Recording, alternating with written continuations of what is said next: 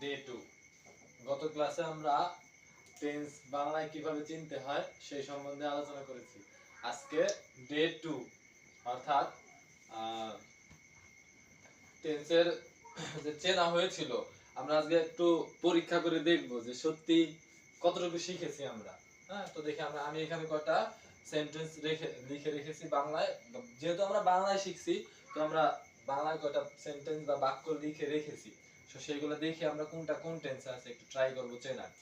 হ্যাঁ, তো তোমরা যারা ভিডিও দেখতেছো অবশ্যই মানে আমি বলে দেওয়ার আগে নিজে নিজে সলভ করার চেষ্টা করবে। হ্যাঁ, তো দেখো প্রথমে কি লেখা আছে যে আমরা সকাল থেকে বাজারে যাচ্ছি বা যাইতেছি। আমি বলেছিলাম যে সাধু ভাষায় ভাবতে হবে। তো যেহেতু সাধু ভাষায় ভাবার কথা বলা হয়েছিল, সাধু ভাষায় ভাবলে এখানে কি আসছে? তে আসছে। আর তে দেখে বোঝা যাচ্ছে এটা কোন টেন্সে আছে? কন্টিনিউয়াসে আছে। ফর্মের মধ্যে চারটা যে ফর্মের কথা বলা হয়েছিল সেটার মধ্যে কোনটাই আছে? কন্টিনিউয়াসে আছে। আর দেখেন এখানে কিসের কথা উল্লেখ আছে? সময়ের কথা উল্লেখ আছে। তাহলে সময়ের কথা যদি উল্লেখ থাকে, সাথে যদি তে অথবা এ থাকে, তাহলে সেটা কোন টেন্স হয়? প্রেজেন্ট। আমরা প্রেজেন্ট বুঝতে পারি কিভাবে? যে শেষের অক্ষরটা থেকে, শেষে কি আছে? স আছে। ল ম তব কোনটাই নেই। আর সময় উল্লেখ আছে, মাঝখানে তে আছে। তার মানে কি? Present perfect continuous. Present perfect continuous. এই টেন্সটা কোন টেন্সে হবে? এই বাক্যটা কোন টেন্সে হবে? Present perfect continuous. তারপরেরটা কোন টেন্সে হবে? শেষে ল আছে। অনেকে ভাবতেছে ল আছে তার মানে তো না, পাস্ট হবে, পাস্ট ইনডেফিনিট হবে, কিন্তু না, এটা কি হবে? প্রেজেন্ট ইনডেফিনিট হবে। কেন হবে? শেষে আসতেছি ব্যাখ্যায়। এটা তাহলে কি হবে?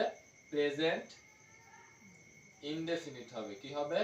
Present indefinite. কেন হবে বলতেছি। দেখেন এখানে ল আছে, কিন্তু ইংরেজিতে কিছু, বাংলায় কিছু শব্দ আছে। কি আছে? কিছু কিছু শব্দ আছে যেগুলো জন্মই হচ্ছে ল থেকে। কি কি? বলি, চলি, খেলি, আর হচ্ছে কি? তুলি। বলি, চলি, খেলি, তুলি।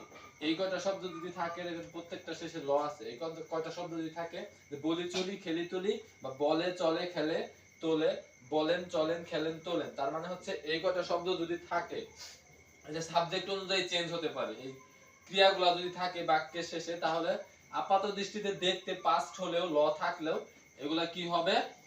প্রেজেন্ট হবে। কি হবে? প্রেজেন্ট। শুধুমাত্র প্রেজেন্ট না, প্রেজেন্ট ইনডেফিনিট হবে। কি হবে? প্রেজেন্ট ইনডেফিনিট হবে। তার মানে কি বললাম? যদি এই ওয়ার্ড করা থাকে, তাহলে ওয়ার্ড গুলো থাকে, তাহলে সেটা কোন টেন্সে হবে? প্রেজেন্ট ইনডেফিনিট হবে। ঠিক আছে? তো এটা হলো কি? সে কথা বলে, এটা প্রেজেন্ট ইনডেফিনিট। তাহলে আমি যদি বলি সে সে প্রতিদিন ফুটবল খেলে, তাহলে এটা কোন টেন্সে হবে? প্রেজেন্ট ইনডেফিনিট টেন্সে হবে। পাস্ট টেন্সে কিন্তু হবে না। তো এটা দেখো কোন টেন্সে আছে? তারা মারা গেল। যেহেতু ল আছে, এটা এটা কোন টেন্সে হবে? তারা মারা গেল, তার মানে মারা গেছে। তার মানে এটা হবে কোন টেন্সে? পাস্ট। আর দেখেন তো মাঝখানে কোনো তে আ এ কোনো কিছু নাই, তার মানে ইনডেফিনিট। ইনডেফিনিট, তার মানে এটা হচ্ছে পাস্ট ইনডেফিনিট। ডাক্তারটি আসার পূর্বে রোগীটি মারা গেল। এখানে কয়টা ঘটনা আছে? দুইটা ঘটনা আছে। Past indefinite. এটা একটু মন দিয়ে দেখবেন সবাই। এটা যারা টেন্স পড়েছে তাদের কাছে এটা সবার কাছে পরিচিত। এই एग्जांपलটা, এই উদাহরণটা, ডাক্তার আসার আগে রোগীটি মারা গেল, অথবা ডাক্তার আসার পরে রোগীটি মারা গেল। দুইটা বাক্য এখানে, দুইটা বাক্য আছে এখানে। একটা হচ্ছে আগে আর একটা হচ্ছে পরে। এখানে একটু বোঝার আছে।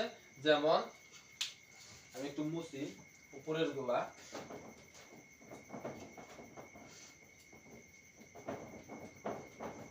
যে ডাক্তার আসার আগে রোগীটি মারা গেল, শেষের অক্ষর কি আছে?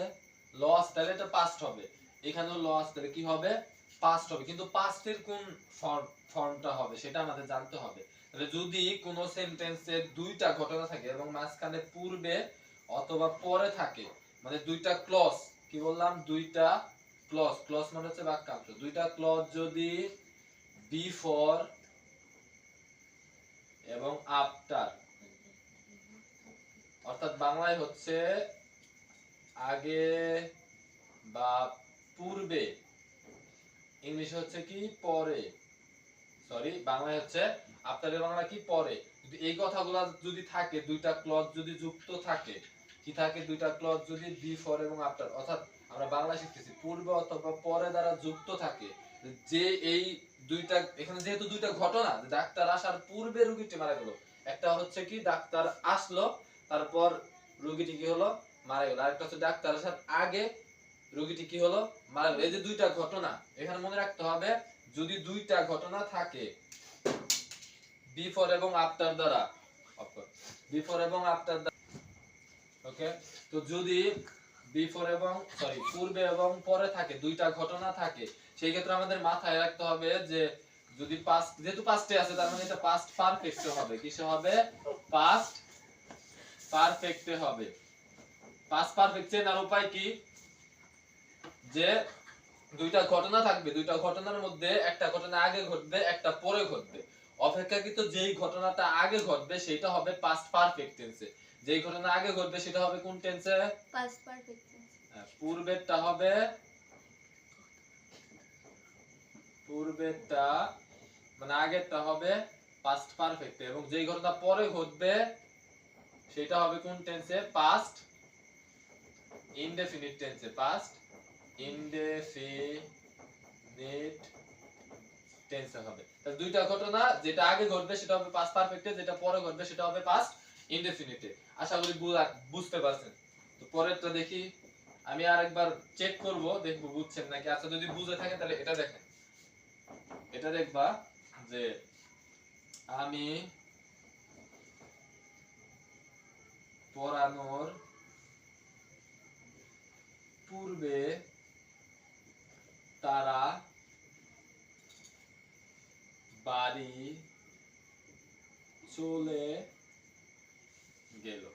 এই যে দুইটা ঘটনা, তার আমি পড়ালাম আবার তার পূর্বে তারা বাড়ি চলে গেল, এখানে পূর্বে কথাটা আছে, এটা একটা ক্লজ এটা একটা ক্লজ, তার মানে দুইটা ঘটনা, এখানে কোনটা আগে ঘটছে, আমি কি আগে তাদেরকে পড়াইছি না তার আগে চলে গেছে, ডেফিনেটলি তার আগে বাড়ি চলে গেছে, তাহলে আমি পড়ানোর পূর্বে তারা বাড়ি চলে গেছে, তার মানে কি এটা হবে কি পাস্ট পারফেক্ট হবে, যেটা আগে ঘটবে সেটা হবে কোন টেন্সে, পাস্ট পারফেক্ট, আর যেটা পরে ঘটবে সেটা হবে কোন টেন্সে, পাস্ট ইনডেফিনিট। তাহলে এটা হবে কি পাস্ট ইনডেফিনিট, পাস্ট ইনডেফিনিট। আশা করি বুঝতে পারছো বা বুঝতে পারছো, একদম সহজ। তারপরে 6 নাম্বারটা কি আছে, সে বই পড়ছিল বা পড়তেছিল, পড়ছিল তার মানে অতীতে কাজটা চলছিল, অতীতে কোনো কাজ চললে সেটা কোন টেন্স হবে, পাস্ট কন্টিনিউয়াস হবে, পাস্ট কন্টিনিউয়াস হবে, কি হবে, পাস্ট কন্টিনিউয়াস হবে, একদম সহজ। তারপরে কি আমি ঢাকা যাইনি, শেষের অক্ষর কি আছে, দন্ত ন আছে, মনে হচ্ছে কি এটা, এটা হচ্ছে মনে হচ্ছে যে প্রেজেন্ট টেন্সে আছে, ল মত অত নাই, কিন্তু এখানে একটা বিষয় মাথায় রাখতে হবে, যদি নেগেটিভ সেন্টেন্স থাকে, এই সেন্টেন্সটা কিন্তু নেগেটিভ আছে, না বোধক আছে, অস্কর, ওকে। তো আমি ঢাকা যাইনি, শেষের অক্ষর কি আছে, দন্ত ন আছে, মনে হচ্ছে এটা কিসে আছে, প্রেজেন্টে আছে, কিন্তু না, দন্ত নয় ঋষিকার আছে, তার মানে এটা নেগেটিভ সেন্টেন্স। আমাদের যদি নেগেটিভ সেন্টেন্স যদি, অর্থাৎ না বোধক, নেগেটিভ মানে কি, না বোধক, না বোধক সেন্টেন্সের বাক্যকে যদি আমরা টেন্স আইডেন্টিফাই অর্থাৎ টেন্স শনাক্ত করতে চাই, তাহলে আমাদের ওটাকে অ্যাফার্মেটিভ করতে হবে। তাহলে আমি ঢাকা যাইনি, এটাকে যদি অ্যাফার্মেটিভ করি কি রকম হবে, যে আমি ঢাকা গিয়েছিলাম, তখন শেষ অক্ষর কি আসে, ম আসে, তার মানে এটা কি হবে, পাস্ট, এটা কোন টেন্স হবে, পাস্ট ইনডেফিনিট হবে, মাঝখানে কোনো কিছু নাই, পাস্ট ইনডেফিনিট হবে, আমি সংক্ষেপে লিখলাম পাস্ট ইনডেফিনিট হবে। পরেরটা কোন টেন্সে হবে, সেম, এটাও যদি আমরা অ্যাফার্মেটিভ করি, যে সে গতকাল, আর গতকাল দেখে বোঝা যাচ্ছে তার মানে কি অতীত, তাহলে এটাও কি হবে, পাস্ট ইনডেফিনিট হবে, পাস্ট ইনডেফিনিট হবে। আরেকটা মজার একটা কথা, যে ওগুলা মানে দন্তান ন অর্থাৎ দন্তান নয় ঋষিকার থাকার ফলে কেন পাস্ট হলো, ন দন্তান থাকার ফলেও কিরকম, যেমন যদি বলি নানি, আচ্ছা নানি যদি নি থাকে তাহলে সেটা কি হবে, সহজে মনে রাখার, নানির নি থাকলে কি হবে, পাস্ট ইনডেফিনিট হবে, অথবা পাস্ট টেন্স হবে, পাস্ট ইনডেফিনিট না তো পাস্ট হবে, কি হবে, সেটা পাস্ট টেন্স হবে যদি নানির নি থাকে, কারণ নানি হচ্ছে অতীতের লোক, দাদি তো বর্তমানের লোক না, ওকে?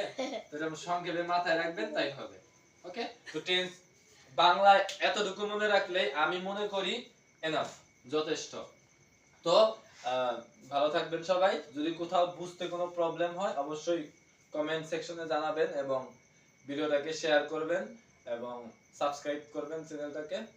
এবং দেখা হবে পরবর্তী ক্লাসে, অর্থাৎ ডে 3 ইংলিশ ভার্সনের টেন্স। পুরোপুরি আমরা আরেকটা ক্লাসের মাধ্যমে টেন্স শেষ করব ইংলিশে। ওকে, ভালো থাকবেন।